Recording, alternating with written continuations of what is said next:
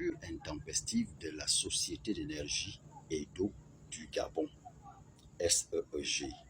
Qu'est-ce qui est à l'origine de ces coupures? Je laisse la réponse aux spécialistes.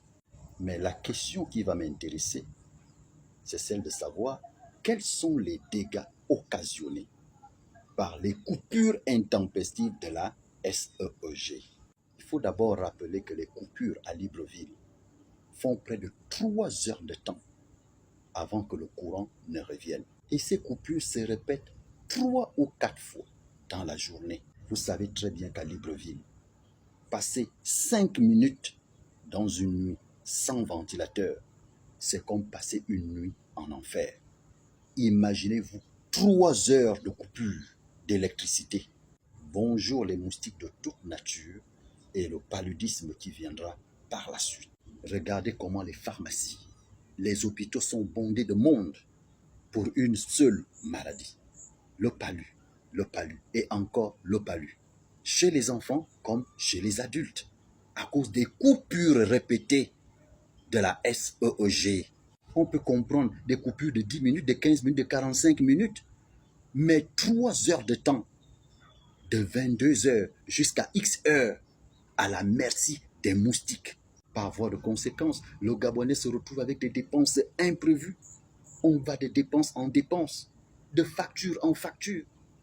Surtout pour celui-là qui n'arrivait pas déjà à joindre les deux bouts. Je ne suis pas en train de dire que c'est la SCG qui a amené le palu au Gabon. Non.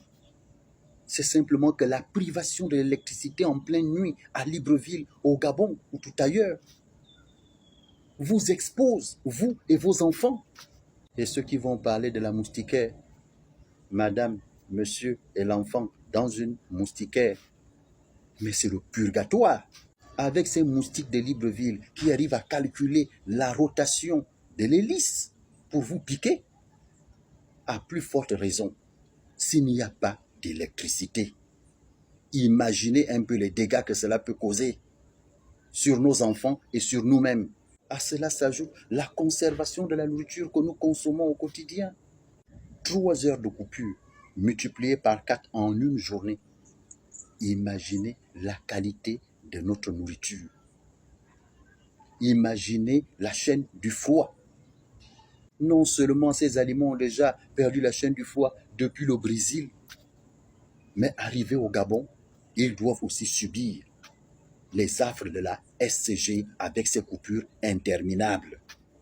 Les aliments sont donc mal conservés, indigestes. Je ne sais pas si vous avez remarqué ça, nos enfants qui se plaignent d'avoir mal au ventre. Vous voyez qu'à la question du palu s'ajoute celle de l'indigestion. Qu'est-ce qu'on vous a fait? Surtout quand on sait qu'une facture de 5 000 francs équivaut à 3 000 et quelques d'unités. Vous voulez aussi nous tuer. N'en parlons plus des appareils qui tombent en panne à chaque fois.